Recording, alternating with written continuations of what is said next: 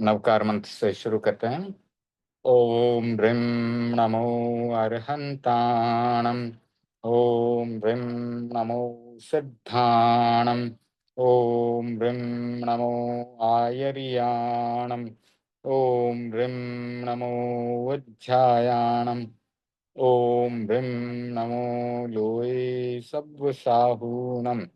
एसो पंचणमुक्कारो सव्वपापपणासनो मंगलानं च सव्वेसिं परमं हवै मंगलम्। परमं हवै मंगलम्। ध्यान से शुरुआत करेंगे। आसन का चुनाव, जिस आसन में सुखपूर्वक बैठ सकें, पद्मासन, अर्ध पद्मासन, वज्रासन, सुखासन या कुर्सी पर बैठकर ध्यान कर सकते हैं। हाथों की मुद्रा वीतराग मुद्रा या ध्यान मुद्रा। वीतराग मुद्रा में लेफ्ट हैंड की हथेली पर राइट हैंड की हथेली रखेंगे, फेसिंग अपवर्ड्स ऊपर की तरफ, और फिर उसे गोद में रखेंगे नाभि के नीचे। ज्ञान मुद्रा में तर्जनी के साथ अंगूठे को लगाएंगे, बाकी अंगुलियां सीधी, और उन्हें घुटनों पर रखेंगे। आंखें कोमलता से बंद।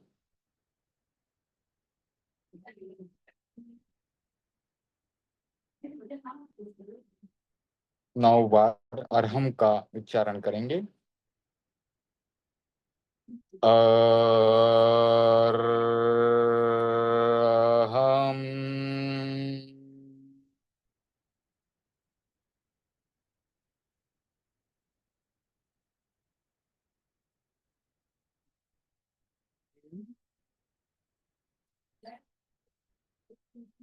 अरहम।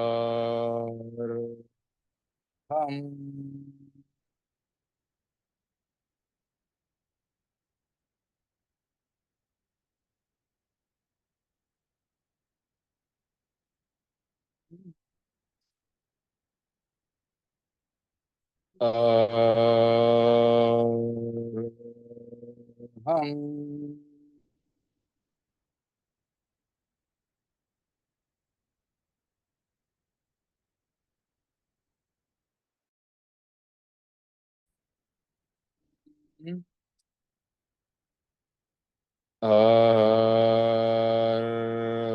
हम।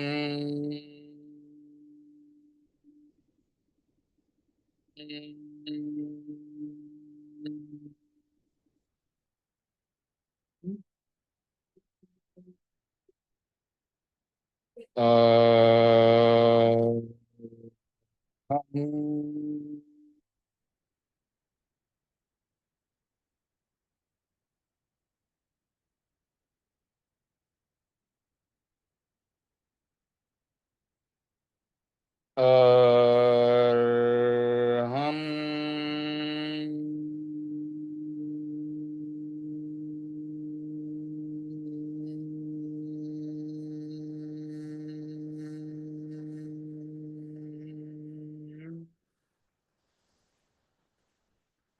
और हम।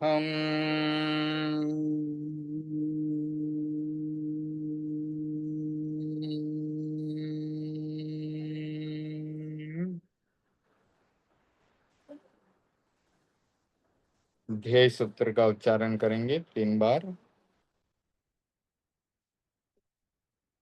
संपिक्खई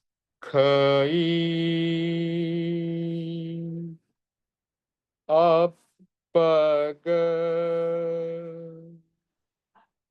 मपैणम्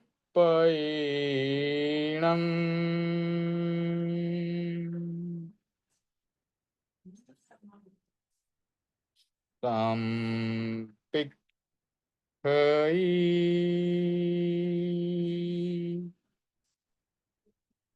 अपग मपैणम्।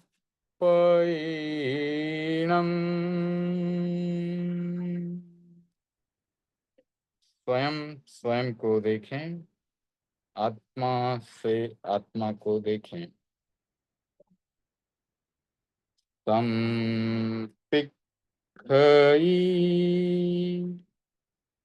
अपग मपैणम्।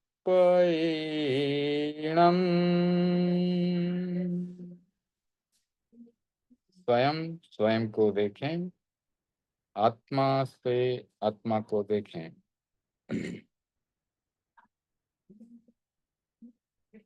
प्रेक्षा ध्यान का संकल्प करेंगे। मैं चित्त शुद्धि के लिए प्रेक्षा ध्यान का प्रयोग कर रहा हूँ। मैं चित्त शुद्धि के लिए प्रेक्षा ध्यान का प्रयोग कर रहा हूँ। मैं चित्त शुद्धि के लिए प्रेक्षा ध्यान का प्रयोग कर रहा हूँ।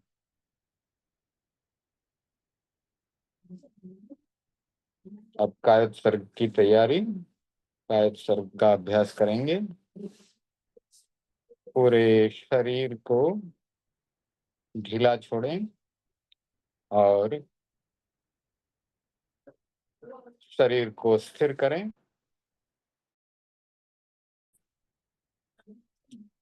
प्रतिमा की भांति अपने शरीर को अडोल बनाना है, किसी प्रकार की हलन चलन नहीं। फिर पूरे शरीर को शिथिल होने का सुझाव देना है, ऑटो सजेशन। स्वयं अपने शरीर को शिथिल या रिलैक्स करना है। मेरा पूरा शरीर शिथिल हो रहा है, शिथिल हो रहा है, शिथिल हो रहा है।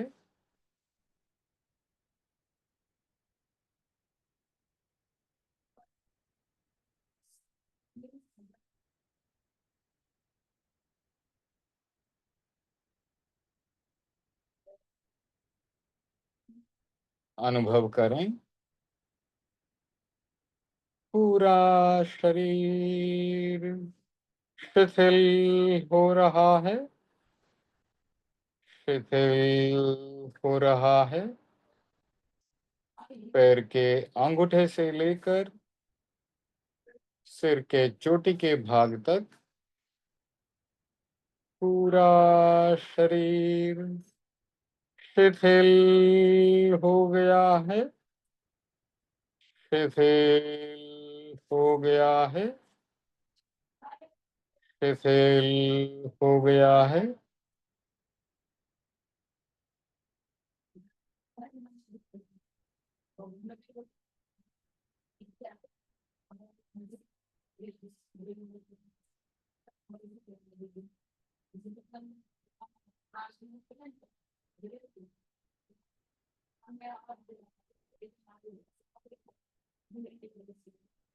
पूरे ध्यान के प्रयोग में यही पोस्चर बनाए रखें,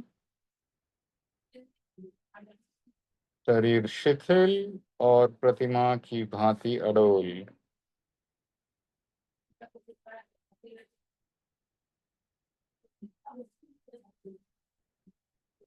अब हम दीर्घ श्वास की परीक्षा करेंगे।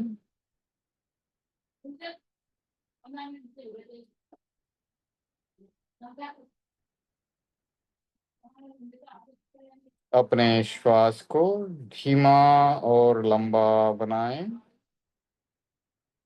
धीमे धीमे श्वास लें,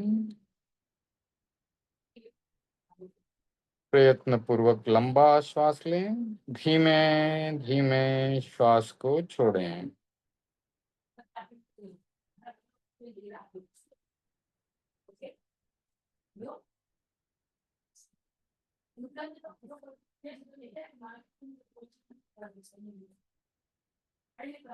पहली बार श्वास लेने में जितना समय लगाया है और श्वास छोड़ने में जितना समय लगाया है, उसे ही पूरे अभ्यास के दौरान बनाए रखें।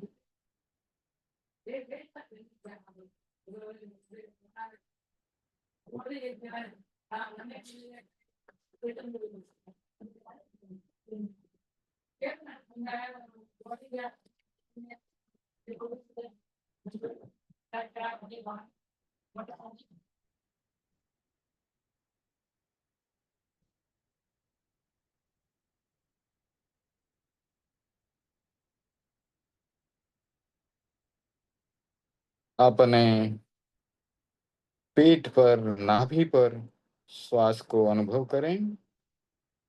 श्वास लेते समय पेट फूल रहा है। श्वास छोड़ते समय पेट अंदर जा रहा है, सिकुड़ रहा है।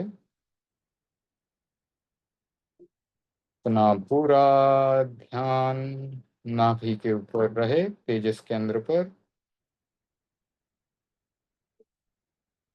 और पेट के फूलने और सिकुड़ने पर ध्यान लगाएं।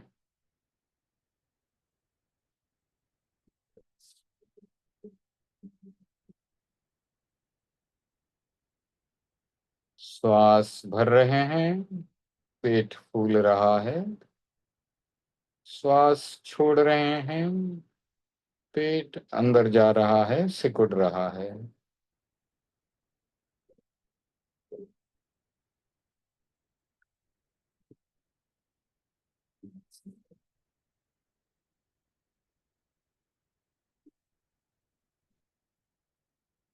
अगर कोई विचार आ रहा है तो उसे रोकें नहीं, उसे भी देखें। दृष्टा भाव का विकास करना है।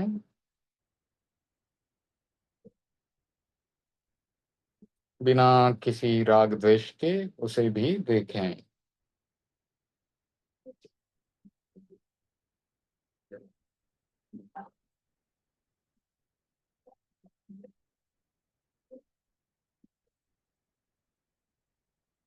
हो सके तो श्वास लेने के बाद उसे थोड़ा रोकें, कुंभक करें। फिर श्वास छोड़ने के बाद भी थोड़ी देर उसे रोकें, कुंभक करें।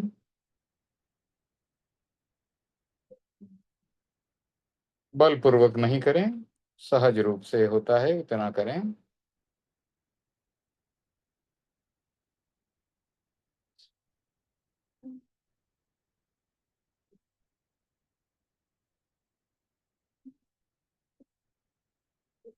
पूरी जागरूकता के साथ पूरा ध्यान लगाकर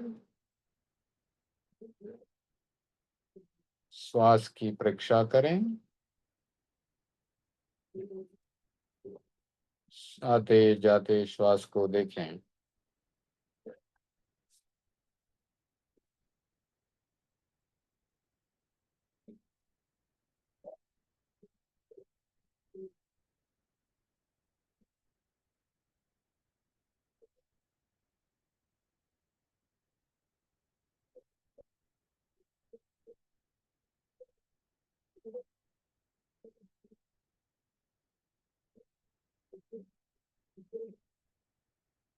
अब अपने ध्यान को नथुनों के बीच संधि स्थल है, वहां पर लगाना है।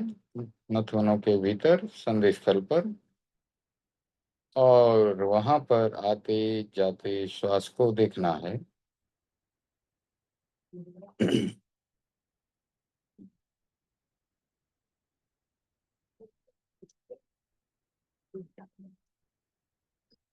जहां दोनों नथुने जुड़े हैं वहां पर ध्यान लगाए लगाए रखें। आते जाते श्वास को देखें।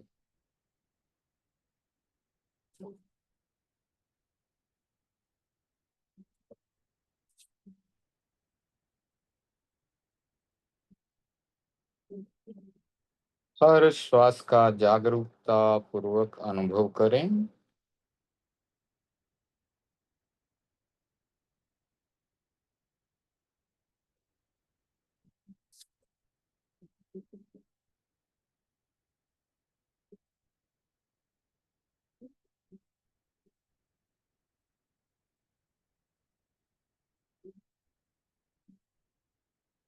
हर श्वास को जानते हुए लेना है और जानते हुए छोड़ना है।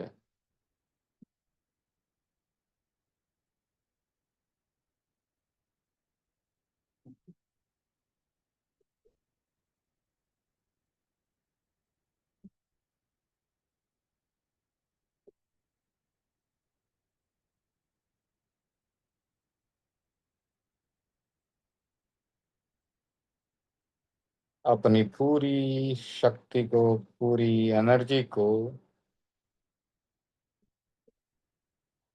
अपने चित्त को सिर्फ श्वास को देखने में लगाएं।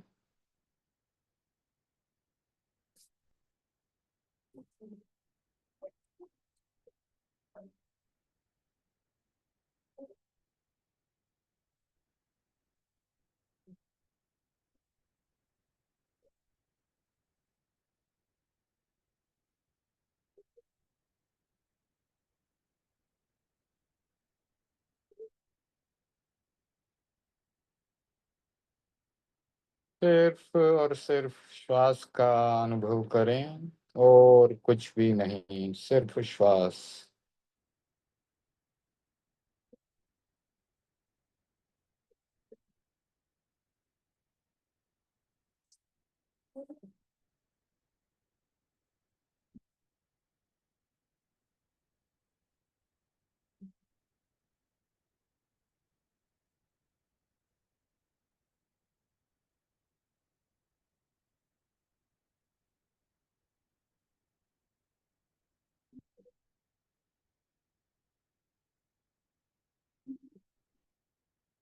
श्वास आ रहा है, श्वास जा रहा है,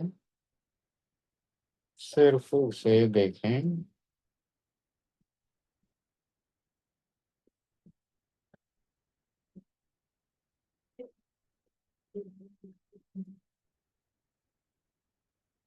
जैसे चौकीदार दुकान या बैंक के बाहर बैठकर आते जाते ग्राहक को देखता है, उसी प्रकार अपने चित्त को नाक के नथुनों के भीतर संधि स्थल पर लगाएं और आते जाते श्वास को देखें।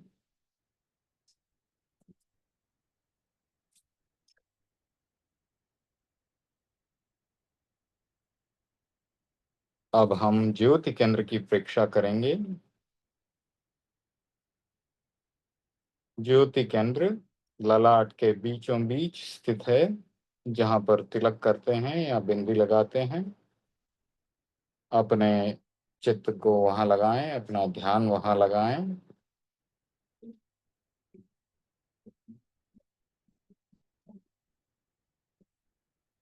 वहां पर चंद्रमा की रोशनी का अनुभव करें। शरद पूर्णिमा के चांद की चमकीली किरणें वहां पर पड़ रही हैं।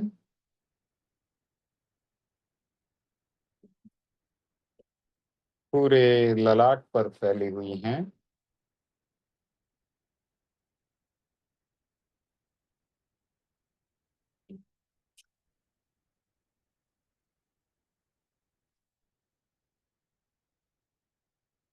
पूरा ललाट शरद पूर्णिमा के चांद की चमकीली किरणों से भर गया है। ये किरणें भीतर तक प्रवेश कर रही हैं।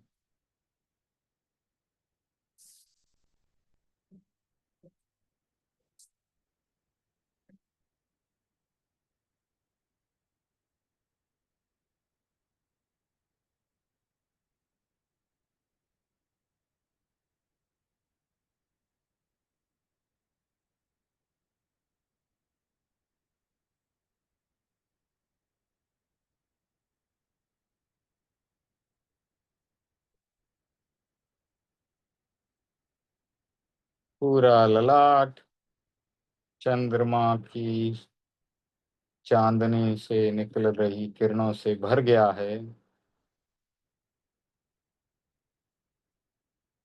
शांति और आनंद का अनुभव हो रहा है।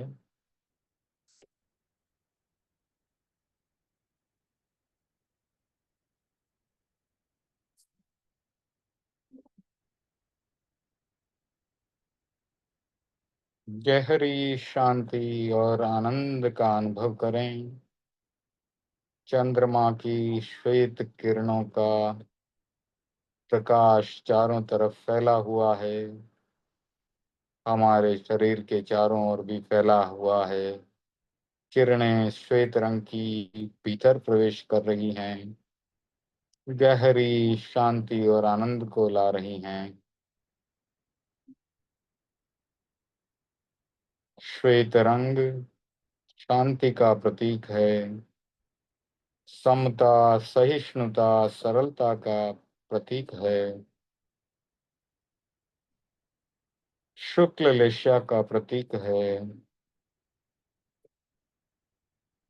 इन सभी गुणों का हमारे भीतर विकास हो रहा है। समता, सरलता, सहिष्णुता, शांति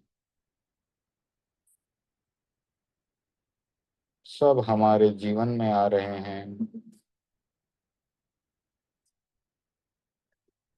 आहम सुविज्जा चरणम पमुखम।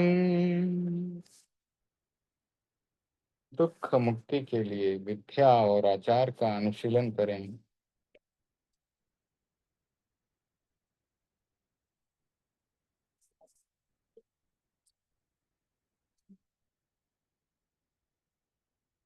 आहम सुविज्जा चरणम पमुखम। दुख मुक्ति के लिए विद्या और आचार का अनुशीलन करें।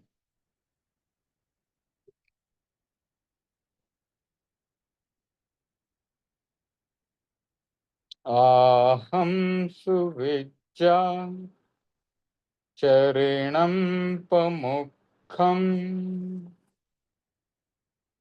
दुख मुक्ति के लिए विद्या और आचार का अनुशीलन करें।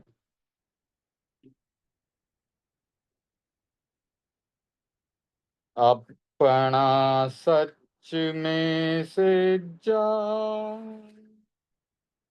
मित्यं भुवे सुकपये।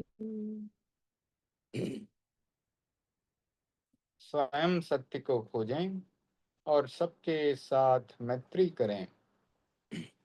भगवान की वाणी को गणधरों ने सूत्रों में गुंफित कर दिया।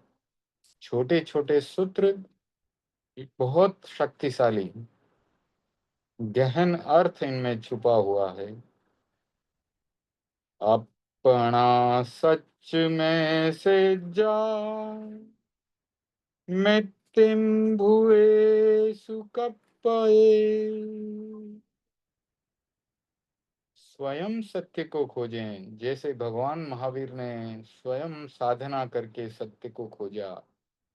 और सभी जीवों के साथ मैत्री करें।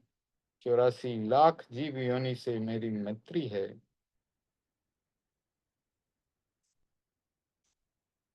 अपना सच में से जा मित्यं भुवे सुकपये। स्वयं सत्य को खोजें और सबके साथ मैत्री करें। खामेमि सब जीवे सव्वे जीवा खमन्तु मे। मिट्टी में सब भूएषु वेरम मज्जन केणई। मैं सभी जीवों को क्षमा करता हूँ, वे सभी जीव मुझे क्षमा करें। सभी जीव मेरे मित्र हैं, कोई मेरा शत्रु नहीं है। खामेमि सब जीवे सव्वे जीवा खमन्तु मे। मिट्टी में सब भूएषु वेरं मज्जन केणई। मैं सभी जीवों को क्षमा दान करता हूँ, सभी जीव मुझे क्षमा करें। सभी जीव मेरे मित्र हैं, कोई मेरा शत्रु नहीं है। खामेमि सब जीवे सव्वे जीवा खमन्तु मे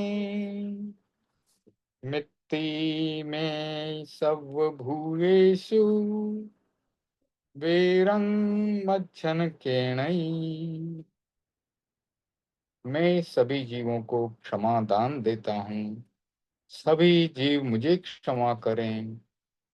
सभी जीव मेरे मित्र हैं, कोई मेरा शत्रु नहीं है। एगो में सासौ अप्पा नाण दंसन संजुआ शेषा में बाहिरा भावा सब्बे संजोग लक्षणा। मेरी आत्मा शाश्वत है, जो ज्ञान दर्शन लक्षणों से युक्त है। बाकी सभी बाहरी भाव संयोग और वियोग लक्षणों वाले हैं।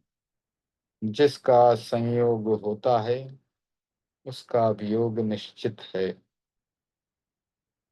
एगो में सासौ अप्पा नान दंसन संजुआ शेषा में बाहिरा भावा सब्बे संजोग लक्षणा। मेरी आत्मा शाश्वत है, जो ज्ञान दर्शन लक्षणों से युक्त है। बाकी सब बाहरी भाव संयोग और वियोग लक्षणों वाले हैं। जिसका संयोग होता है उसका वियोग निश्चित है। एगो में सासौ अप्पा नाण दंसन संजुआ शेषा में बाहिरा भावा सब्बे संयोग लक्षणा। मेरी आत्मा शाश्वत है, जो ज्ञान और दर्शन लक्षणों से युक्त है। शेष सभी बाहरी भाव संयोग और वियोग लक्षणों वाले हैं। अनुप्रेक्षा के इस प्रयोग के बाद 2-3 लंबे श्वास लेते हुए ध्यान को संपन्न किया जा सकता है। हम शरण सूत्र का उच्चारण करेंगे, हाथ हृदय के पास जुड़े हुए।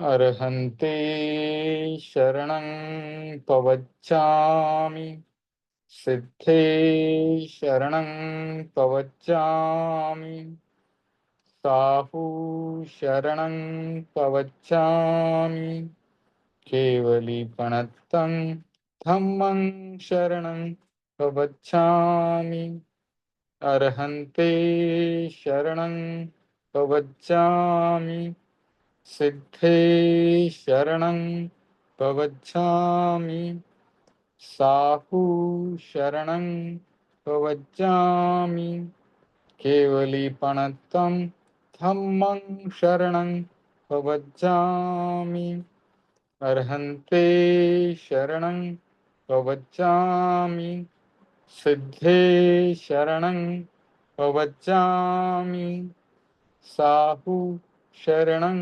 पवच्चामि केवलीपणत्तं धम्मं शरणं पवच्चामि।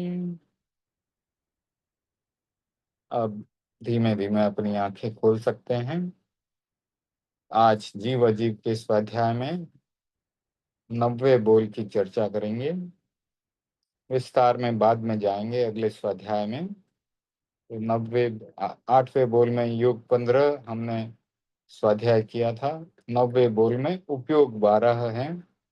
उनमें 5 ज्ञान हैं, मति ज्ञान, श्रुत ज्ञान, अवधि ज्ञान, मनः पर्यव ज्ञान, केवल ज्ञान। 3 अज्ञान है, मति अज्ञान, श्रुत अज्ञान और विभंग अज्ञान। फिर 4 दर्शन हैं, चक्षु दर्शन, अचक्षु दर्शन, अवधि दर्शन और केवल दर्शन। अब इनकी विस्तार से चर्चा अगले स्वाध्याय में करेंगे। आज तीर्थंकर चरित्र में से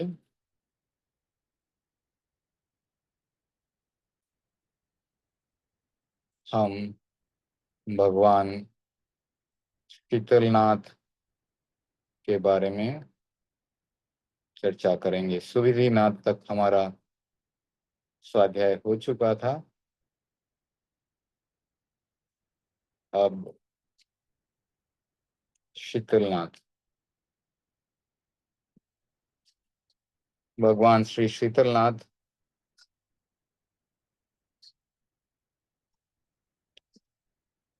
उनके तीर्थंकर गोत्र का बंध कब होता है वो पढ़ते हैं। अर्ध पुष्कर द्वीप की वज्र विजय की सुसीमा नगरी के राजा पद्मोत्तर मानवीय गुणों से परिपूर्ण थे। उन्होंने अपने राज्य में ऐसी व्यवस्था की कि सब व्यक्ति आत्मसम्मान के साथ जीवन यापन कर सकें। उनके राज्य में कोई भी व्यक्ति पर मुखापेक्षी नहीं था, यानी कोई भिखारी नहीं था, कोई किसी से मांग कर जीने वाला नहीं था। सबका पुरुषार्थ में विश्वास था। व्यवस्था भी ऐसी थी कि पुरुषार्थ करने वाला आनंद से पेट भर लेता था। लोग सात्विक व शालीन जीवन बिता रहे थे। राजा पद्मोत्तर ने अपने पुत्र को राज्य संचालन के योग्य समझकर उसका राज्याभिषेक किया तथा स्वयं ने स्रस्ताग आचार्य के पास में मुनि दीक्षा ग्रहण कर ली। मुनि संघ की परिचर्या और घोर तपस्या उनकी कर्म निर्जरा के मुख्य साधन बने। बीमार व अक्षम साधुओं के आलंबन बनने के कारण उनके महान कर्म निर्जरा हुई और साथ में तीर्थंकर गोत्र का बंध हुआ। अंत में अनशन करके उन्होंने समाधि मरण प्राप्त किया तथा 10वें प्राणत स्वर्ग में देव बने। 20 सागरोपम का परिपूर्ण आयुष्य भोग कर आर्य जनपद के भद्दिलपुर नगर में राजा दृढ़रथ की महारानी नंदा देवी की कुक्षी में अवतरित हुए। संसार में जन्म लेने वाले सर्वश्रेष्ठ और परमाधम व्यक्ति भी छुपे नहीं रहते। सर्वश्रेष्ठ व्यक्ति जो बहुत ही अच्छे व्यक्ति होते हैं वे भी छुपे नहीं रहते, और अधम व्यक्ति जो नीच व्यक्ति होते हैं वे भी छुपे नहीं रहते। तो माता को आए 14 माह स्वप्नों से सबको ज्ञात हो गया कि महापुरुष का जन्म होने वाला है। लोगों के दिलों में भारी उमंग थी। सब प्रभु के जन्म की प्रतीक्षा में थे। गर्भकाल की परिसमाप्ति पर माघ कृष्णा 12 की मध्य रात्रि में निर्विघ्न विघ्नता से भगवान का जन्म हुआ। भगवान के जन्म पर विश्व का कण कण पुलकित हो उठा। राज्य भर में जन्मोत्सव मनाया गया। नामकरण के दिन विशाल प्रीति भोज का आयोजन किया गया। बालक को आशीर्वाद देने के बाद नाम की चर्चा चली। राजा दृढ़रथ ने कहा, कुछ महीनों पहले मेरे शरीर में दाह ज्वर उत्पन्न हुआ था। सारे शरीर में जलन थी। जब दाह ज्वर होता है तो पूरे शरीर में जलन हो जाती है। औषधि का कोई असर नहीं हो रहा था। यह एक तरह का बुखार है, तो उसमें दवाई का कोई असर नहीं हो रहा था। अनायास रानी के हाथ का स्पर्श मेरे शरीर से हुआ और शरीर में तत्काल शीतलता आ गई। उसके बाद क्रमशः बीमारी समाप्त हो गई। अतः बालक का नाम शीतल कुमार रखा जाए। सबने बालक को इसी नाम से पुकारा। बड़े लाड प्यार से पालन लालन पालन होने लगा। युवावस्था में राजा दृढ़रथ ने अनेक राजकन्याओं से शीतल कुमार जी की शादी की। कालांतर में यानी कुछ समय के बाद राजा ने पुत्र का राज्याभिषेक कर स्वयं निवृत्ति की साधना करने लगे। शीतलनाथ ने राजा बनकर सबको शीतल बना दिया। किसी में उत्तप्ति नहीं रही। उत्तप्ति यानी गर्मी नहीं रही। उनके शासन काल में लोगों की भौतिक मनोकामनाएं भी खूब पूरी हुई। अतः लोगों का हृदय उनके प्रति आस्थावान बन गया। दीक्षा के बारे में अब अवधि ज्ञान से अपनी दीक्षा का समय समीप समझकर भगवान ने युवराज को राज्यभार सौंपा और वर्षी दान प्रारंभ कर दिया। राजा के द्वारा वैभवपूर्ण जीवन छोड़कर विरक्त बनने के प्रेरक प्रसंग ने अनेक संपन्न व्यक्तियों को भोगों से विरक्त कर दिया। 1000 व्यक्ति उनके साथ दीक्षा के लिए तैयार हो चुके थे। माघ कृष्णा बारस के दिन प्रभु चंद्रप्रभा नामक शिविका सुख पालिका में बैठकर सहस्राम्र उद्यान में आए। पंचमुष्टि लोच किया गया। सुरेंद्रों और मनुष्यों की भारी भीड़ में सावधि युगों का त्याग कर उन्होंने साधुत्व स्वीकार कर लिया।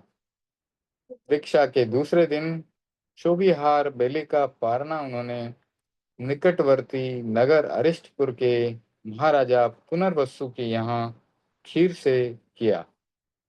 देवों ने भगवान के प्रथम पारने का उत्सव मनाया।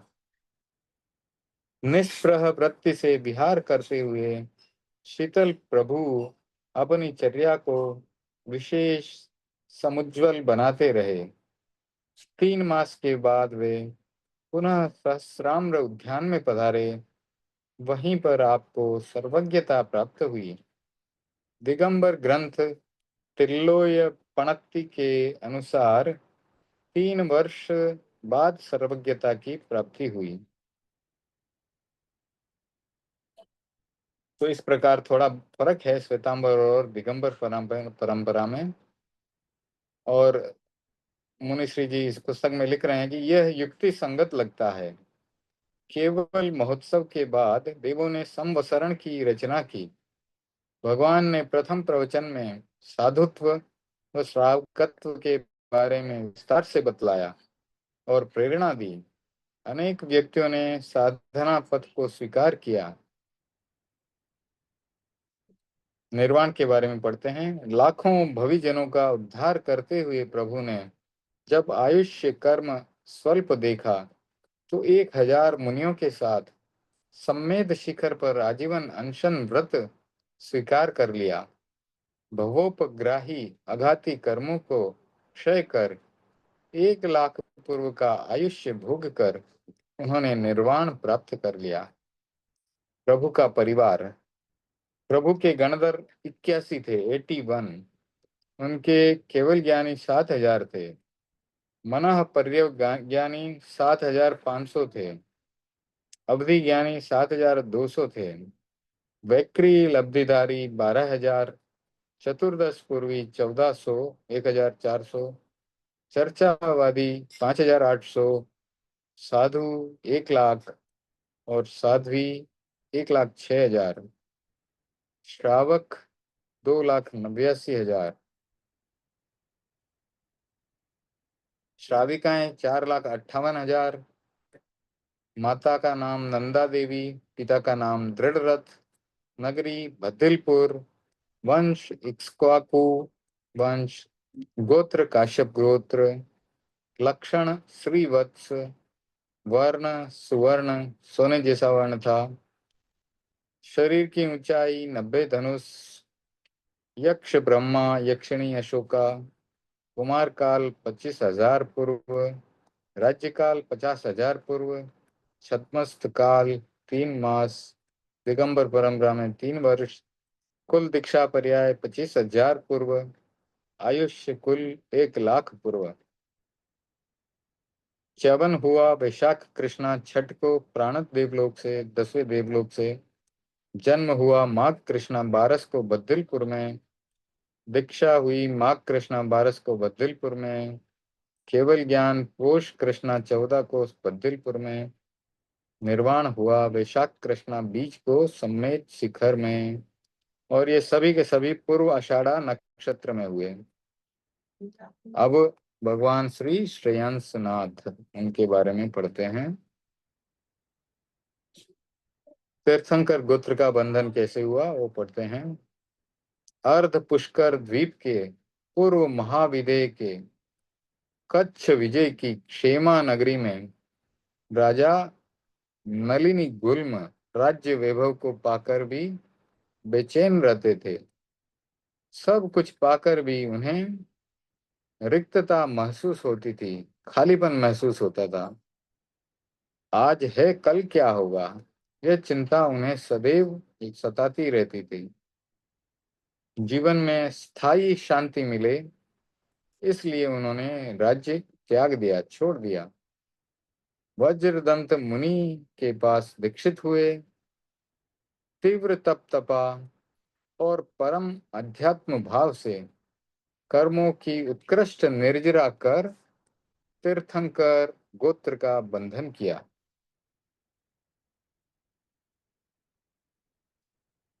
वहां से पंडित मरण पाकर वे महाशुक्र स्वर्ग में देव बने।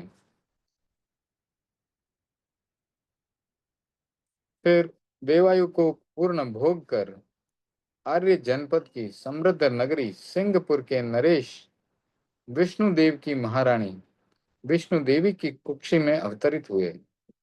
महारानी को आए 14 महास्वप्नों से सबको विदित हो गया कि हमारे यहाँ भुवन भास्कर का उदय होगा। सबको पता चल गया। ये स्वप्न असाधारण हैं। इन्हें देखने वाली माता तीर्थंकर या चक्रवर्ती को जन्म देती है। गर्भकाल पूरा होने पर सुख पूर्वक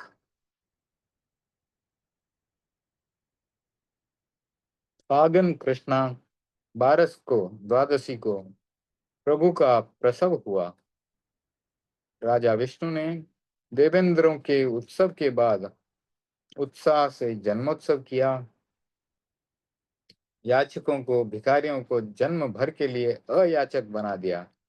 भिखारियों को इतना दिया कि उनको भीख मांगने की जरूरत नहीं रही। राज्य के जेल खाने खाली कर दिए गए। घर घर में उमंग का वातावरण छा गया, एक उत्साह सब में आ गया। नामकरण के दिन राजा विष्णु ने उपस्थित जन समूह को बताया, पिछले 9 महीनों में राज्य में हर प्रकार से श्रेयस्कर कार्य हुए हैं।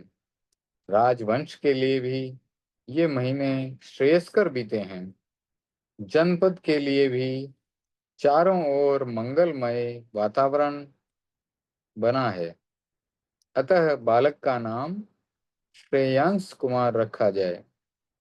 सभी लोगों ने श्रेयांश कुमार कहकर बालक को पुकारा। राजा विष्णु ने श्रेयांश कुमार के युवावस्था में आने पर अनेक सुयोग्य राजकन्याओं के साथ उसका पाणी ग्रहण करवाया तथा आग्रह पूर्वक राज्याभिषेक किया। श्रेयांश कुमार ने राजा बनने के बाद राज्य का संचालन सुचारू रूप से किया। उनके राज्यकाल में लोग अनैतिक कार्यों से सदैव बचते रहे। व्यवस्था ऐसी कर दी गई कि अनैतिक बनने का प्रसंग ही नहीं रहा। अनैतिकता की जरूरत नहीं रही। जब आदमी को पेट भर खाने को मिल जाए, सही तरीके से मिल जाए, नैतिक तरीकों से कमाई हो जाए, तो को अनैतिकता को आचरण में लाने की जरूरत नहीं रहेगी। तो फिर क्यों व्यक्ति अनैतिक बने?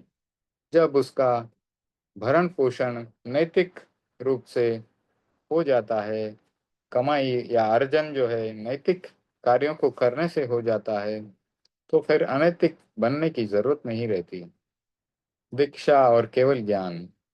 चारित्र मोहनीय कर्म का प्रबल क्षयोक्षम निकट समझकर प्रभु ने अपने उत्तराधिकारी को राज्य सौंपकर वर्षिदान किया। श्रेयांश के प्रति आस्था रखने वाले व्यक्ति उनकी विरक्ति को देखकर स्वयं विरक्त हो गए और उनके साथ दीक्षा लेने को तत्पर हो उठे।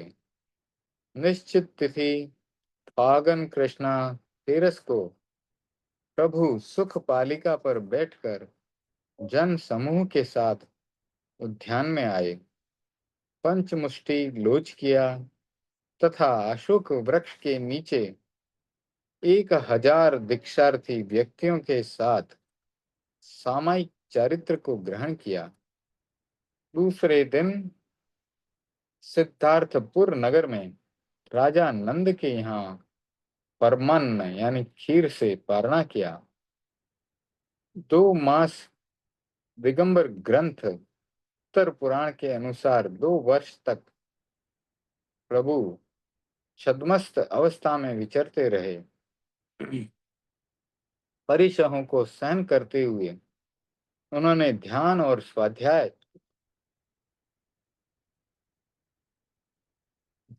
स्वाध्याय से कर्मों की महान निर्जरा की। माघ कृष्णा अमावस्या के दिन शुक्ल ध्यान से क्षपक श्रेणी ली, घाती कर्मों को क्षय करके कैवल्य को प्राप्त किया। प्रथम प्रवचन में ही तीर्थ की स्थापना हो गई। बड़ी संख्या में लोगों ने साधु और श्रावक के व्रतों को ग्रहण किया। आर्य जनपद में उनका क्या प्रभाव रहा वो पढ़ते हैं। भगवान श्रेयंस का धार्मिक प्रभाव आर्य जनपद में अप्रतिहत था। अप्रतिहत यानी उसको कोई भी पराजित नहीं कर सके, ऐसा था। जनपद के अमीर और गरीब लोगों में वे एक समान आस्था के केंद्र थे। तत्कालीन राजाओं पर भी उनका अमिट प्रभाव था। एक बार भगवान श्रेयांसनाथ विचरते विचरते पोतनपुर पधारे, उद्यान में ठहरे। राजपुरुष ने अर्धचक्री प्रथम वासुदेव श्री त्रिप्रष्ठ को प्रभु के आगमन की सूचना दी। सूचना पाकर वासुदेव त्रिप्रष्ठ इतने हर्ष विभोर हुए कि सूचना देने वालों को उन्होंने 12.5 करोड़ मुद्राओं का दान दिया और अपना हर्ष प्रकट किया। तत्काल अपने ज्येष्ठ भ्राता बलदेव अचल के साथ वे भगवान के पास आकर के उन्होंने भगवान के दर्शन किए।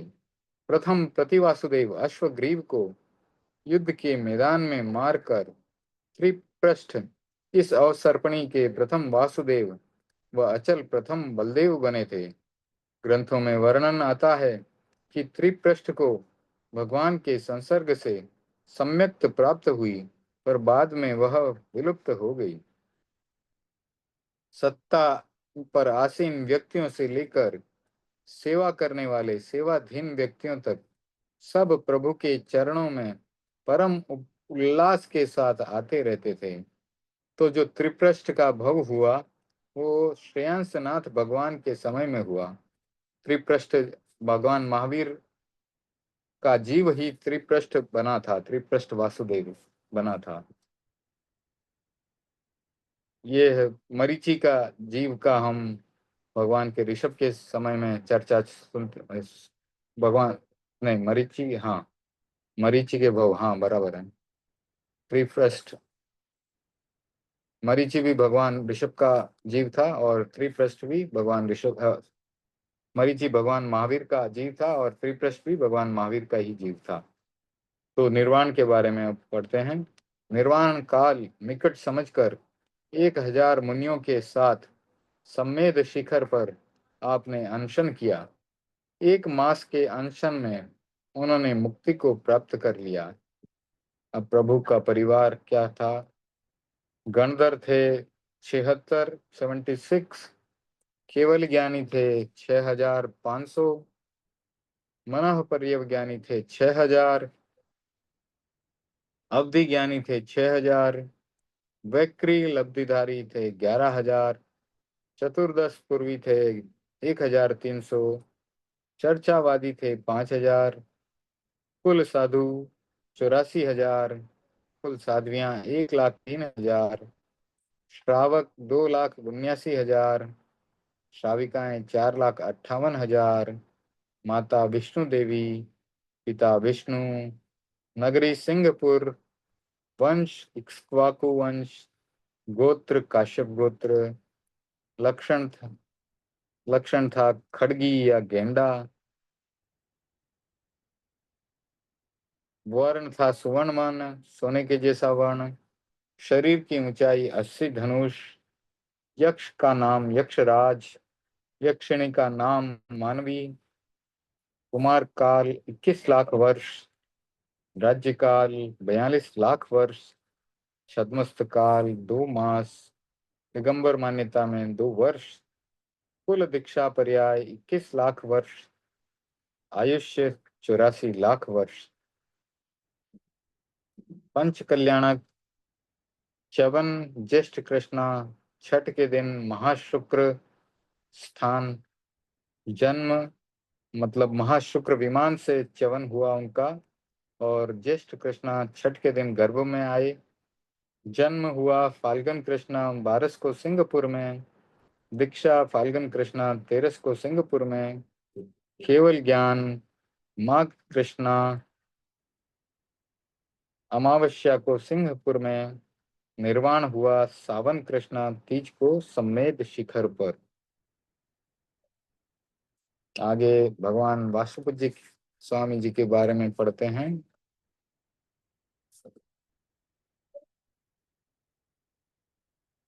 भगवान श्री वासुपूज्य के तीर्थंकर गोत्र का बंध कैसे होता है। अर्ध पुष्कर द्वीप के पूर्व महाविदेह की मंगलावती विजय की रत्न संचया नगरी में राजा पद्मोत्तर ने इस तत्व को क्षण भर के लिए विस्मृत नहीं होने दिया कि संसार अनित्य है। अतुल संपत्ति व विपुल भोग सामग्री पाकर भी वे कभी उन्मत्त नहीं हुए। वे सदैव अध्यात्म व आत्म विकास के बारे में सोचते रहते थे। ज्यों ही उन्हें अवकाश मिला, अपने पुत्र को राज्य सौंपकर आचार्य वज्रनाभ के पास शिक्षित हो गए।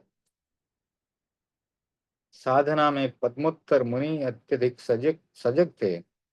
विशेष कर्म निर्जरा के 20 स्थानकों का उन्होंने मनोयोग पूर्वक सेवन किया था। कर्मों की महान निर्जरा होने से पद्मोत्तर मुनि ने तीर्थंकर गोत्र का बंधन किया तथा वहां से समाधि पूर्वक मरकर प्राणत देवलोक में देव बने।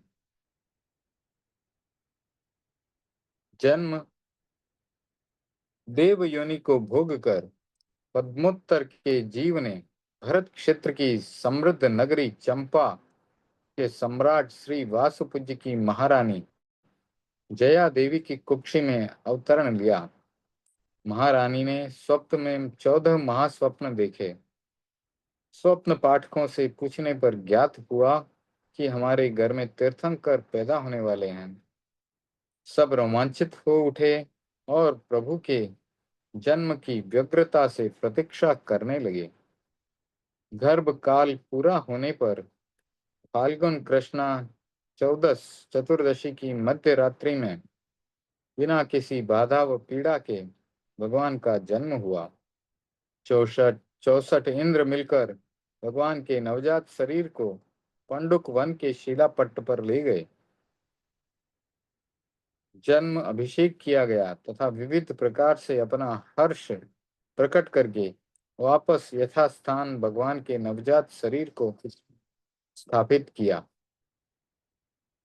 राजा वासुपूज्य ने पुत्र प्राप्ति की अपार खुशी में दिल खोलकर उत्सव किया, याचकों को दान दिया। नामकरण के दिन बड़ी संख्या में बुजुर्ग लोग आए थे। बालक को देखकर सबने कहा, सम्राट के सभी गुण इसमें मौजूद हैं। आप अमर रहें, आपका नाम अमर रहे।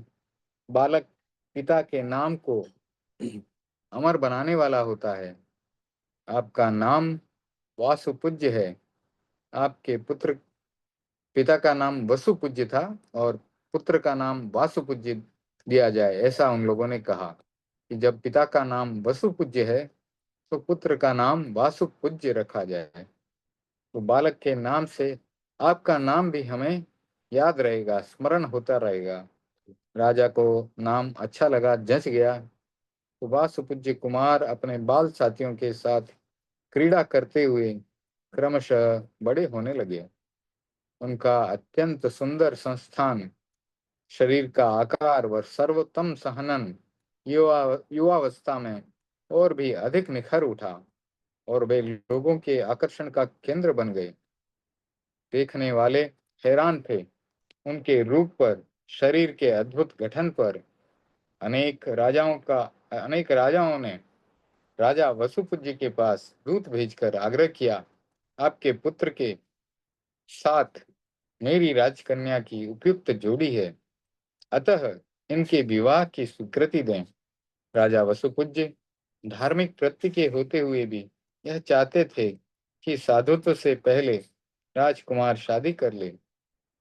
उसने वासुपूज्य कुमार की शादी अनेक राजकन्याओं के साथ आग्रह पूर्वक कर दी। साथ में यह भी चाहते थे कि कुंवर अब राज्य व्यवस्था का संचालन भी करे। राजा जानते थे कि कुंवर की इन दोनों के बारे में सर्वथा विरक्ति है। उन्होंने अपने प्यारे राजपुत्र को एक बार एकांत में बुलाकर कहा, वत्स, 14 स्वप्नों के साथ जन्म लेने वाले अब तक जितने भी तीर्थंकर तथा चक्रवर्ती हुए हैं, वे सब विवाहित हुए हैं। उन्होंने न केवल विवाह किया बल्कि राज्य का संचालन भी किया। भगवान ऋषभ से लेकर श्रेयांश प्रभु तक के सारे तीर्थंकर राजा बने। फिर राज्य के प्रति अभी से तुम्हारी विरक्ति समझ में नहीं आती। समय पर सारे काम होने चाहिए। विवाह के समय विवाह और राज्य संचालन के समय राज्य का संचालन करो और साधना के समय साधना करो। उन्होंने पूछा, क्यों, ठीक है ना? वासुपूज्य कुमार अब तक मौन थे, किंतु अब उन्हें बोलना पड़ा। बहुत विनय के साथ अपने सुदृढ़ विचारों को व्यक्त करते हुए कहा, पिताजी, राज्य संचालन में साम दाम दंड भेद का प्रयोग करना ही पड़ता है।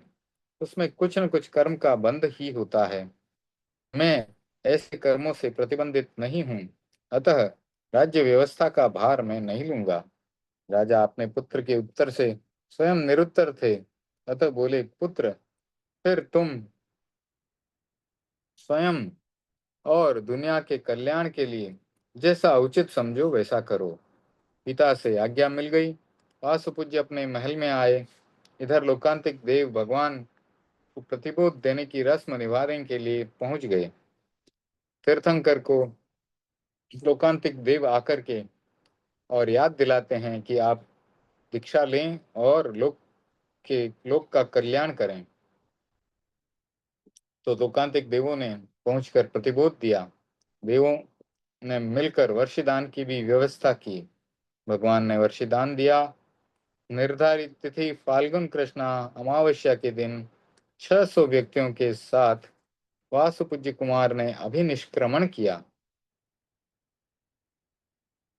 दीक्षा के दिन उनके उपवास का तप था। दूसरे दिन निकटवर्ती शहर महापुर नगर के राजा सुनंद के यहाँ भगवान ने परमन्न यानी खीर से पारना किया और देवों ने पंच द्रव्य प्रकट करके दान का महत्व प्रदर्शित किया। भगवान ने अपने छद्मस्त काल के 1 मास में उग्रतम अंतरंग साधना की। पवित्र जीवन तो उनका पहले से ही था। अब पूर्व संचित कर्मों को क्षय करने में भी उन्होंने विशेष सफलता प्राप्त की। गुण स्थानों के सोपान चढ़ते हुए उन्होंने 4 घाती कर्मों का क्षय किया और सर्वज्ञता प्राप्त की। देवेंद्रों ने केवल्य महोत्सव किया। इसके बाद प्रभु के प्रथम प्रवचन में ही 4 तीर्थ की स्थापना हो गई। अनेक व्यक्ति साधना पथ के पथिक बन गए। एक छत्र प्रभाव। तीर्थंकरों के अतिशय भी अपूर्व होते हैं। उनका प्रभाव सब वर्गों पर एक छत्र रहता है। क्या अमीर क्या गरीब, सब पर उसका उनका असर था। तत्कालीन मंडलाधीश छत्रपति राजाओं पर भी उनका अद्भुत प्रभाव था। इस अवसर्पिणी के दूसरे अर्धचक्री वासुदेव विपृष्ठ भी प्रभु के परम भक्त थे। दूसरे प्रति वासुदेव तारक को मारकर वे दूसरे वासुदेव बने। भगवान वासुपूज्य जब अर्धचक्री की नगरी द्वारिका में पधारे, तब उन्होंने सूचना देने वाले को 12.5 करोड़ सोनइयों मुद्राओं का दान दिया और स्वयं राज की सवारी से भगवान के दर्शन करने आए। धर्म की प्रभावना में उनका विशेष योगदान रहा। दूसरे बलदेव श्री विजय ने भी भगवान के शासन में भागवती दीक्षा स्वीकार की और भी अनेक राजा प्रभु के चरणों में साधना लीन बन गए। अपना निर्वाण का समय निकट देखकर भगवान वासुपूज्य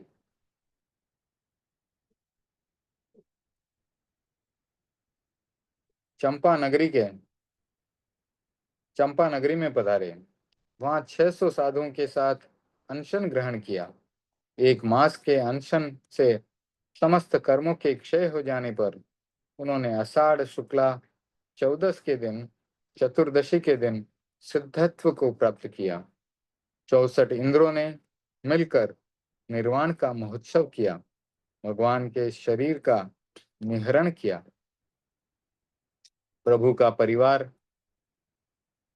गणधर 66 केवल ज्ञानी 6000, मनः पर्यज्ञानी 6000, अभिज्ञानी 5400, वैक्री लब्धिदारी 10,000, 14 पूर्वी 1200, चर्चावादी 4700, साधु 72,000, साध्वियां 1,00,000, श्रावक 2,15,000, श्राविकाएं 4,36,000। माता का नाम जया, पिता का नाम वसुपूज्य, चंपा नगरी, वंश इक्ष्वाकु वंश, गोत्र काश्यप गोत्र, लक्षण उनका महिष यानी भैंसा, वर्ण लाल रंग का वर्ण था उनका, शरीर की ऊंचाई 70 धनुष, यक्ष का नाम कुमार, यक्षिणी का नाम चंडा। उनका कुमार काल था 18 लाख वर्ष का। राज्य का काल राजा बने ही नहीं। छद्मस्थ काल 1 माह, दिगंबर मान्यता के अनुसार 1 वर्ष, कुल दीक्षा पर्याय 54 लाख वर्ष, आयुष्य उनका 72 लाख वर्ष का था। कल्याणक उनके च्यवन हुआ ज्येष्ठ शुक्ला नवमी के दिन प्राणत देवलोक से आए। जन्म हुआ फागन कृष्णा 14 के दिन चंपा नगरी में। दीक्षा हुई फागन कृष्णा अमावस्या को चंपा नगरी में। केवल ज्ञान प्राप्त किया माघ शुक्ला बीज के दिन चंपा नगरी में। निर्वाण को प्राप्त हुए आषाढ़ शुक्ला 14 के दिन चंपा नगरी में।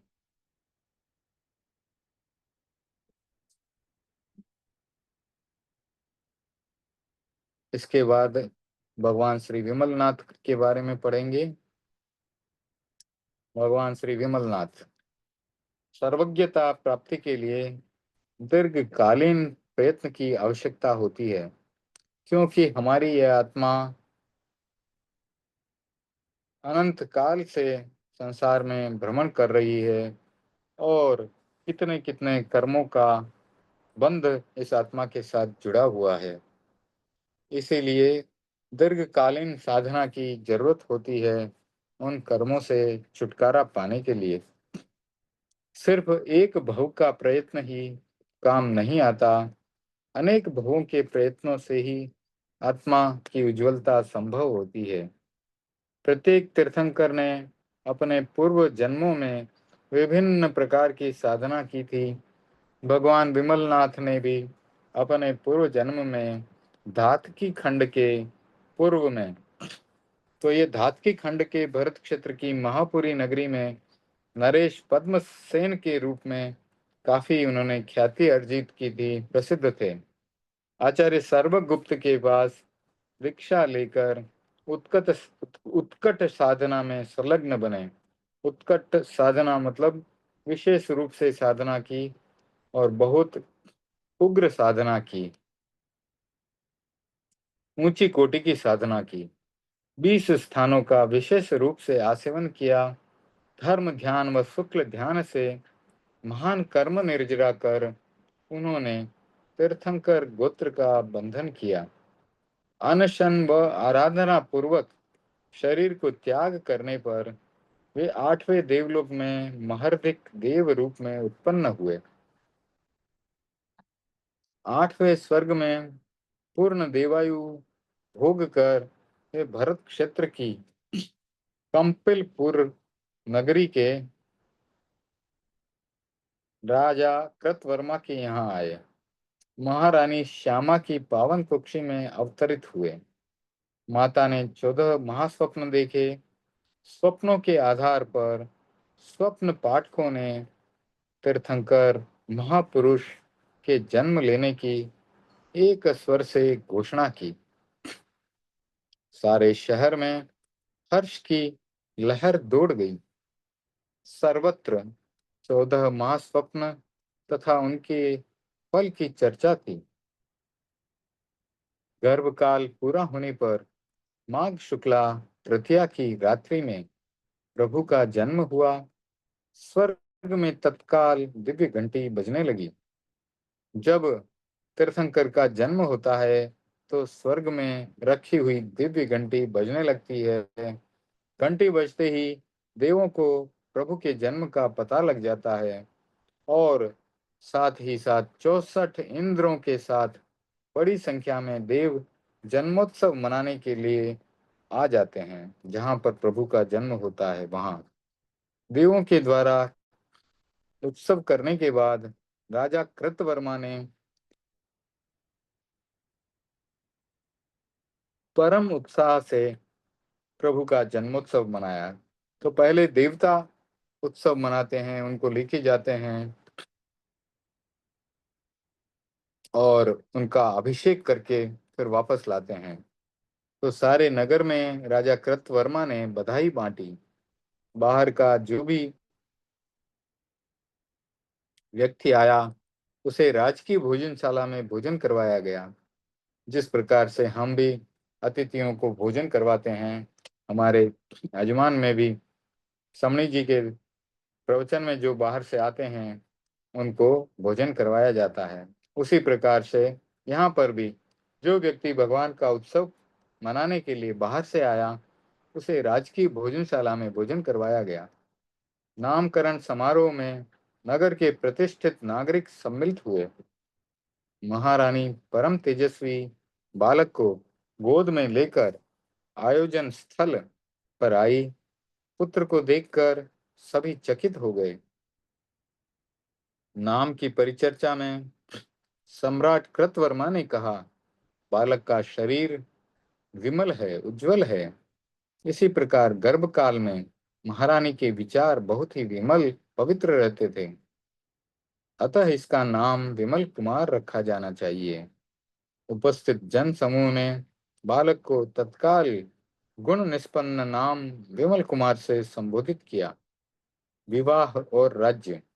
बाल क्रीड़ा करते हुए बालक विमल का शरीर क्रमशः बढ़ने लगा। उन्होंने शैशव व किशोरावस्था को पार कर यौवन में प्रवेश किया। भगवान का समुज्वल शरीर अत्यधिक आकर्षक होता चला गया। वे जिधर भी निकल जाते उधर ही आबाल वृद्ध लोगों की टकटकी लग जाती। सभी निर्निमेष हो जाते थे।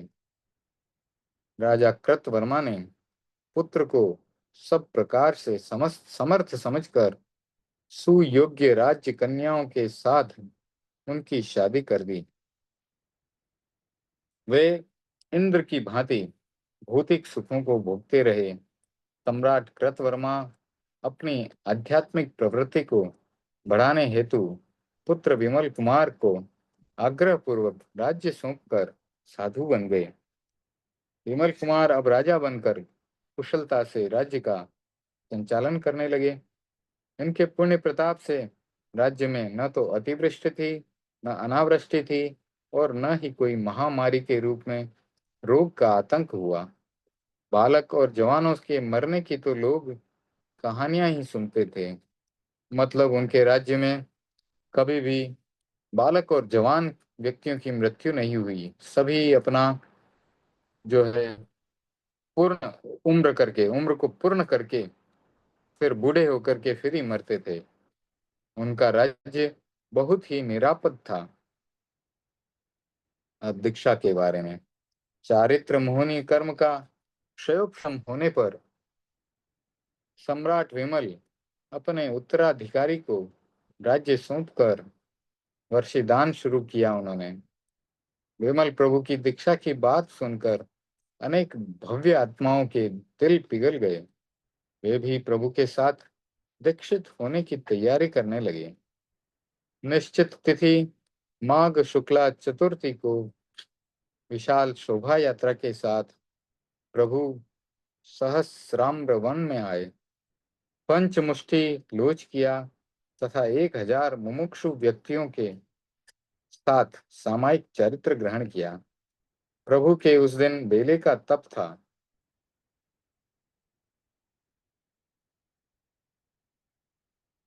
दूसरे दिन धन्यकूट नगर के राजा जय के यहाँ उन्होंने परमान्न यानी खीर से पारना किया। 2 मास और उत्तर पुराण के अनुसार 3 वर्ष तक वे छद्मस्त काल की साधना करते रहे। विविध तप और विविध अभिग्रहों के साथ ध्यान से कर्मों की महान निर्जरा करते हुए वे पुनः दीक्षा स्थल पर पधारे। शुक्ल ध्यान पर आरूढ़ होकर उन्होंने पौष शुक्ला छठ को सर्वज्ञता प्राप्त कर ली।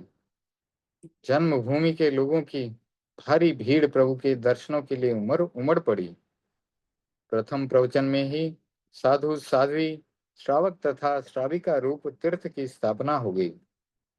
अप्रतिहत प्रभाव, भगवान विमलनाथ के शासन काल में मेरक प्रति वासुदेव और स्वयंभू वासुदेव तथा भद्र बलदेव जैसे जननायक हुए थे। मेरक तो प्रति वासुदेव था, स्वयंभू वासुदेव था और भद्र बलदेव जैसे जननायक हुए थे। वे सभी भगवान विमलनाथ के संवसरण में आते रहते थे। उन पर भगवान का अप्रतिहत प्रभाव था, बहुत प्रभाव था। बलदेव भद्र वासुदेव स्वयंभू की मृत्यु के बाद दीक्षित हो गए। निर्वाण, भव विपाकी कर्मों की परिसमाप्ति समीप समझकर इतनी ही अवधि की कर्म प्रकृति वाले 6000 साधुओं सहित भगवान ने सम्मेद शिखर पर आजीवन अनशन ग्रहण कर लिया। 1 मास के अनशन में भव विपाकी कर्मों के क्षय होने पर उन्होंने सिद्धत्व को प्राप्त किया। 64 इंद्रों ने मिलकर उनका निर्वाण उत्सव किया।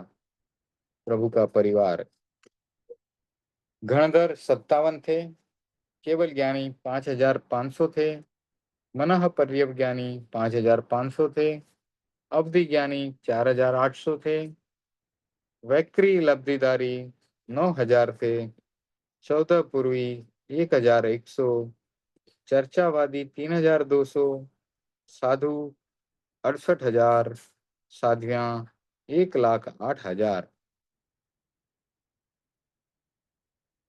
श्रावक कुल 2,08,000 थे, श्राविकाएं 4,24,000 थी। माता का नाम था श्यामा, पिता का नाम था कृतवर्मा और कंपिलपुर नगरी थी उनकी। वंश का नाम इक्ष्वाकु वंश, गोत्र था काश्यप गोत्र, लक्षण शुकर, वर्ण सुवर्ण वर्ण सोने जैसा वर्ण, शरीर की ऊंचाई 60 धनुष की, यक्ष सन्मुख, यक्षिणी का नाम विदिता, कुमार काल 15 लाख वर्ष का था, राज्यकाल 30 लाख वर्ष का था, छद्मस्त काल था 2 महीने का, दिगंबर मान्यता के अनुसार वह 3 वर्ष का था।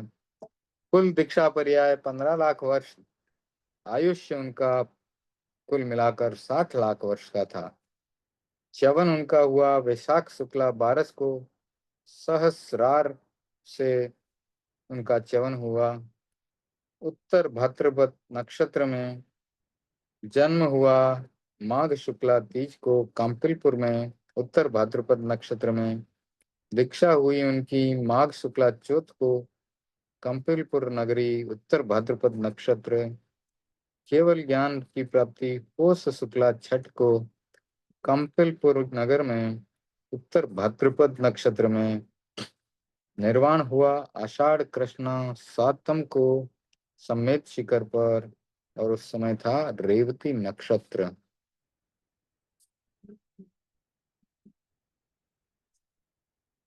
इस प्रकार हमने आज 4 तीर्थंकरों का स्वाध्याय किया, उनके बारे में जाना।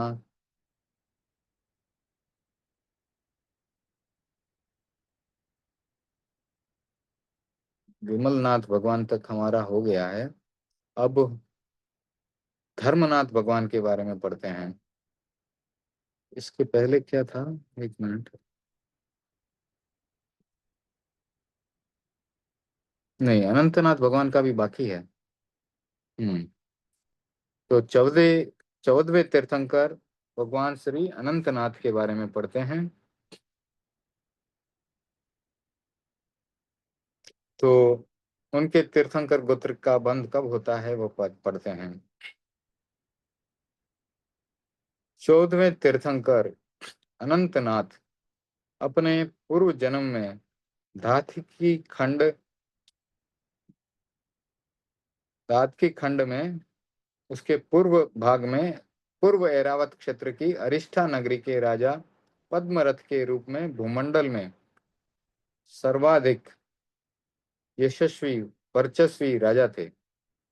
सब राजाओं पर इनकी धाक थी। रथ के विरुद्ध संघर्ष की बात तो दूर, विरोध में बोलने की हिम्मत भी किसी में नहीं थी। वे निष्कंटक राज्य सत्ता का भोग करते रहे। एक बार आचार्य चित्तरक्ष अरिष्ठा नगरी में पधारे।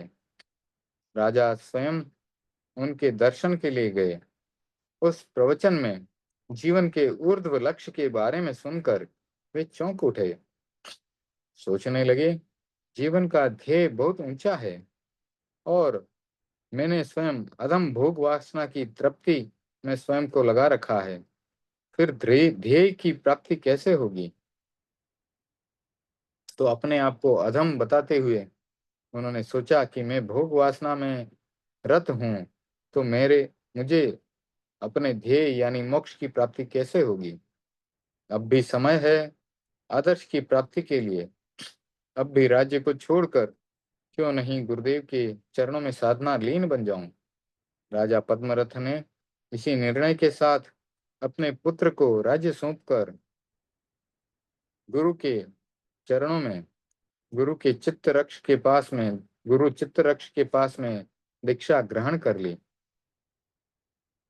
घोर तपस्या व उत्कृष्ट साधना के द्वारा महान कर्म निर्जरा करके तीर्थंकर गोत्र का बंध किया। अंत में आराधक पद प्राप्त कर 10वें स्वर्ग में महर्दिक देव विमान को सुशोभित किया। देव आयुष की समाप्ति पर वे भरत क्षेत्र की समृद्ध नगरी अयोध्या में आए। वहां अयोध्या नरेश सिंह सेन की महारानी सुयशा देवी की कुक्षी में अवतरित हुए। महारानी सुयशा देवी ने तीर्थंकर के आगमन के सूचक 14 महास्वप्न देखे। सारे शहर में खुशी छा गई। स्वप्नों के फल सुनकर लोग हर्ष से ओतप्रोत बन गए, बहुत खुश हुए। गर्भकाल पूर्ण होने पर वैशाख कृष्णा तेरस की मध्य रात्रि में बिना किसी पीड़ा और बाधा के उनका जन्म हुआ। देवताओं के उत्सव मनाने के बाद राजा सिंहसेन ने समूचे राज्य में जन्मोत्सव जन्मोत्सव की घोषणा की। बंदी घर को खाली कर दिया गया, यानी जेल को खाली कर दिया गया। भंडार खोल दिए गए, जो भी मांगने आए उसे दिल खोलकर दान दिया जाए, ऐसी इंस्ट्रक्शंस दे दी। दूर दूर के लोग भगवान के जन्मोत्सव को देखने के लिए आए। विवाह और राज्य, नामकरण के दिन राज्य के कोने कोने से लोग नवजात राजकुमार के दर्शनार्थ पहुंचे। राजा सिंहसेन ने सबको संबोधित करते हुए कहा, इसके गर्भकाल में हम लोगों ने बहुत बड़ी विजय प्राप्त की है। सैन्य बल में हमसे भी बड़े राजा के साथ इस बार संघर्ष हुआ था, किंतु हमारी सेना में अपरिमित अपरिमित बल जाग गया, असीम बल जाग गया। मैं भी मानो अनंत बली बन गया और हमें स्थायी विजय प्राप्त हो गई। अतः बालक का नाम अनंत कुमार रखा जाए। सभी लोगों ने बालक को अनंत कुमार के नाम से पुकारा। राजकुमार अनंत की बाल्यावस्था मनोरंजन में बीती। वे अपनी बाल सुलभ क्रीड़ाओं से न केवल बाल सखाओं का ही मनोरंजन करते, अपितु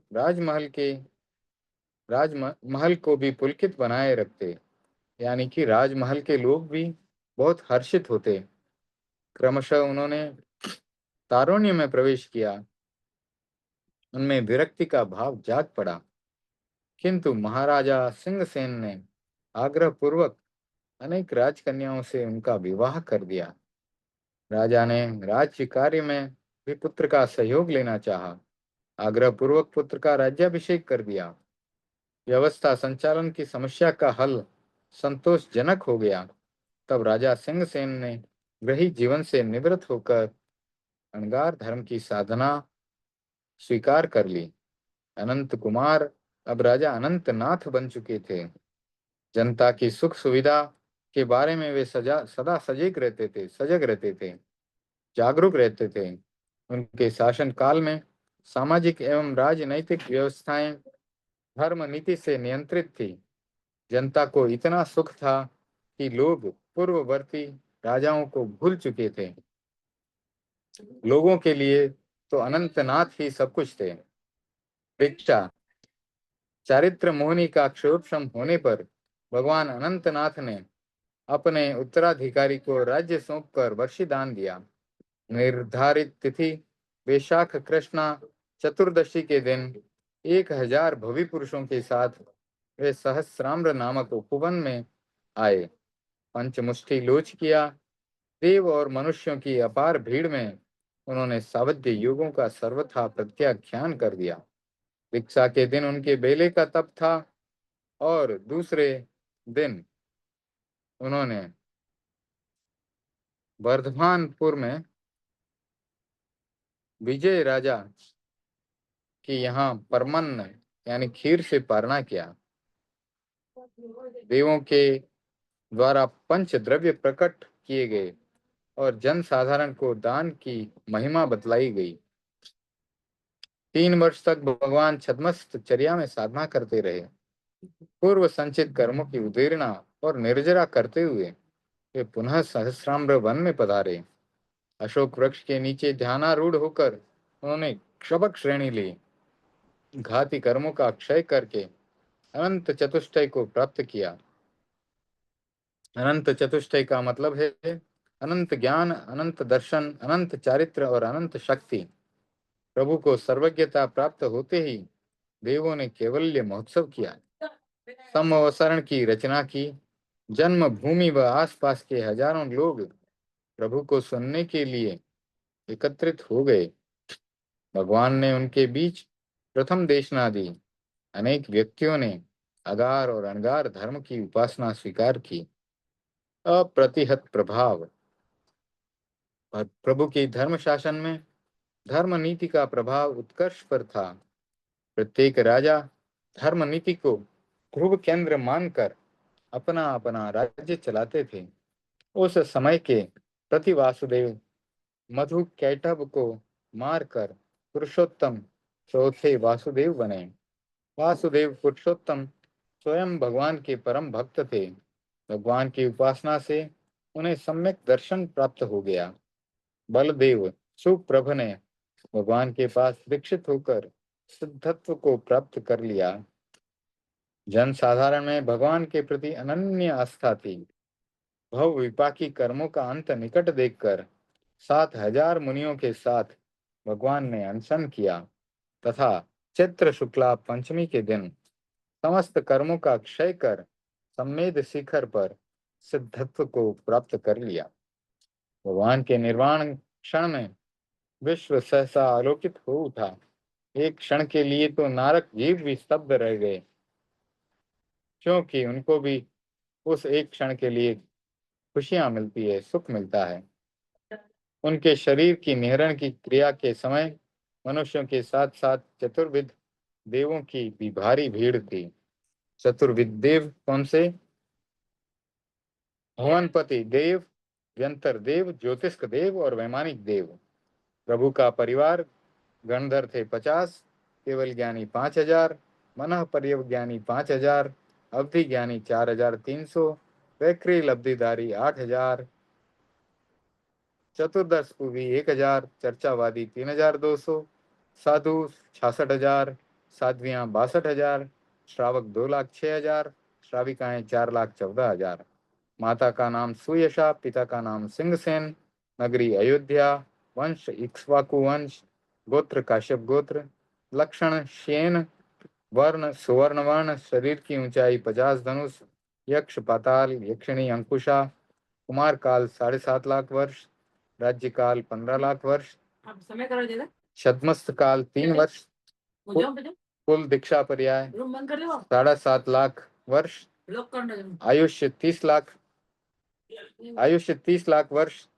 च्यवन हुआ सावन कृष्णा सप्तमी को प्राणत देवलोक से, जन्म वैशाख कृष्णा 13 को अयोध्या में रेवती नक्षत्र दोनों में था।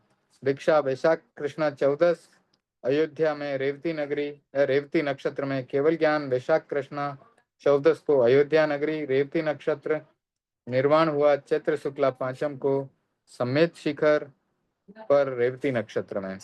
इस प्रकार आज का स्वाध्याय हम संपन्न करते हैं और मंगल पाठ परम पूज्य गुरुदेव की आज्ञा से सुने मंगल पाठ। ओम ह्रीं नमो अर्हंताणं, ओम ह्रीं नमो सिद्धाणं, ओम ह्रीं नमो आयर्याणं, ओम ह्रीं नमो वज्जायाणं, ओम ह्रीं नमो लोये सब्ब साहुणं। एसो पंच नमुक्कारो सब्ब पाप पणासनो, मंगलाणं च सब्वेसिं परमं हवै मंगलम्। चत्तारि मंगलम्, अर्हंता मंगलम्, सिद्धा मंगलम्, साहु मंगलम्, केवली पणत्तो धम्मो मंगलम्। चत्तारि लुगुत्तमा, अर्हंता लुगुत्तमा, सिद्धा लुगुत्तमा, साहु लुगुत्तमा, केवली पणत्तो धम्मो लुगुत्तमो। चत्तारि शरणं प्रवज्जामि, अर्हन्ते शरणं प्रवज्जामि, सिद्धे शरणं प्रवज्जामि, साहु शरणं प्रवज्जामि, केवली पणत्तं धम्मं शरणं प्रवज्जामि। धम्मो मंगलमुक्तिष्ठम्, अहिंसा संयमो तवो, देवावितं नमस्सन्ति यस्व धम्मे शयामणो।